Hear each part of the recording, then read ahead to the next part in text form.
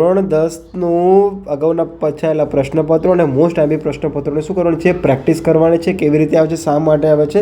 તો ગણિત બેઝિક છે, વિભાગ બી 25 થી 37 છે તમને પ્રશ્ન પૂછાય છે તે છે. અને આગળ જે પ્રશ્નો છે એ 2 માર્કનો છે અને બીજા 23-24માં એટલે એના પ્રારૂપમાં પૂછાયેલો છે. તો આગળ શું કીધું છે? બિંદુઓ -5 અને 7 અને -1 અને 3 વચ્ચેનું શું કીધું છે? અંતર શોધવાનું કીધું છે. તો આગળ આપણે શું લખી નાખવું છે? બિંદુ કયા છે? -5 અને 7 કીધું છે અને બીજું બિંદુ કયું છે? -1 અને 3 કીધું છે. તો આગળ આપણે શું છે? આ શું છે? રેખા છે, રેખાખંડ છે માની લો. ચલો હવે આગળ કઈ બિંદુ છે? એ બિંદુ છે અને બી બિંદુ છે. તો આગળ કયું? પહેલું બિંદુ કયું છે? -5 અને 7 કીધું છે. બીજું બિંદુ -1 અને 3 કયું છે. તો હવે આગળ જુઓ વિદ્યાર્થી મિત્રો, તો રેખાખંડ જે બિંદુઓ શોધવા માટેનું સૂત્ર શું છે? તો AB બરાબર રૂટમાં શું આવશે? x2 - x1 વર્ગ વત્તા y2 - y1 સ્ક્વેર. હવે આને વિદ્યાર્થી મિત્રો તમે જે MCQ પૂછાય તો એ કેવો પ્રશ્ન પૂછાય હતો કે AB બરાબર શું આવશે? x2 + y2 અથવા તો પ્લસ ઓર માઇનસ જે પણ હોય એ પ્રમાણેના પ્રશ્નો MCQમાં પૂછાશે. તો આગળ આપણે શું કીધું છે? આના બિંદુ શોધવાના કીધા છે. તો સાહેબ આના x2 અને x1 કેવી રીતે ખબર પડે? તો પહેલો હોય એ શું હોય? આપણો x1 હોય, બીજો y1 હોય, આગળ x2 હોય અને આગળ y2 હોય. તો આપણે આગળ શું કરીશું વિદ્યાર્થી મિત્રો? જુઓ, ધ્યાનથી જુઓ.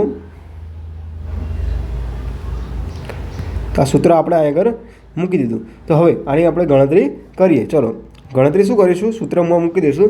આ રૂટની નિશાની કરી દઈએ. ચલો રૂટની નિશાની કરી દીધી. હવે શું આવશે? x2.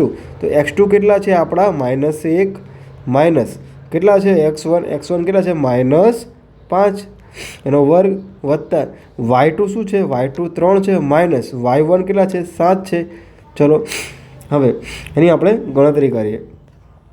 તો જો ગણતરી કરશું તો હવે આ માઇનસ શું થઈ ગયા? પ્લસ થઈ ગયા. અને 3માંથી 7 જાય તો કેટલા વધશે? -4. બરાબર, આટલી ખબર પડી ગઈ. હવે તો આપણી રકમ શું છે? -1 વત્તા કેટલા થશે? 5નો વર્ગ વત્તા કેટલા થશે? આગળ વર્ગ હતો તો -4નો વર્ગ. ચલો હવે શું થશે? -4 -1 અને 5 કેટલા થશે? 4નો વર્ગ વત્તા કેટલાનો વર્ગ થશે? આગળ કેટલા? -4નો વર્ગ કેટલો થાય? 16. ઓકે, તો આનો વર્ગ આપણે કેટલો કરી દઈએ? 16. તો હવે આપણે જવાબ અહીં રૂટમાં શું આવશે? 16 + 16. તો ચલો હવે રૂટમાં શું આવ્યું? 16 + 16. તો આગળ કેટલા થઈ ગયા? 32 થઈ ગયા. કેટલા થઈ ગયા? 32. તો સાહેબ આ 32 એ આપણો શું છે? વર્ગમૂળમાં 32 આપણો જવાબ આવે? હા આવે, પરંતુ હજુ આને આપણે નાનો ભાગ પાડી શકીએ છીએ. તો નાનો ભાગ શું આવે છે? જો 32નો મતલબ શું થાય? 2 ના કરીએ. 2 2 4, 4 દુ 8 અને 8 દુ 16 અને 16 દુ, જો આગળ હું તમને કેવી રીતે 32ના ભાગ પડે? 2 2 2 2 2 2 4, 4 દુ 8, 8 દુ 16, 16 દુ 32. હવે જો કેવી રીતે ભાગ પડે? તો હવે આગળ શું છે? 2 2નો વર્ગ લીધો. જો કેટલા લીધા? 2 2 4. તો હવે આને આપણે આ રીતે લખી શકાય: 4નો વર્ગ ગુણ્યા 2. એટલે જો 4નો વર્ગ એટલે કે ચોખ્ખો 16. આ જે શું થઈ ગયો? વર્ગ થઈ ગયો. શું થઈ ગયો? 4નો વર્ગ થઈ ગયો. અને આ 2 શું રહી ગયા? બાકી રહી ગયા. તો 4નો વર્ગ ગુણ્યા 2.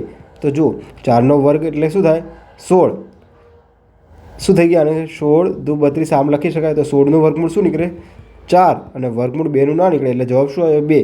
તો અહીં આપણો જવાબ શું આવ્યો? 4 વર્ગમૂળમાં 2. જો વિદ્યાર્થી મિત્રો તમને આ ચેનલ સબસ્ક્રાઈબ ના કર્યું હોય તો સબસ્ક્રાઈબ કરી દો. તમારા બીજા વિદ્યાર્થી મિત્રોને પણ મોકલો.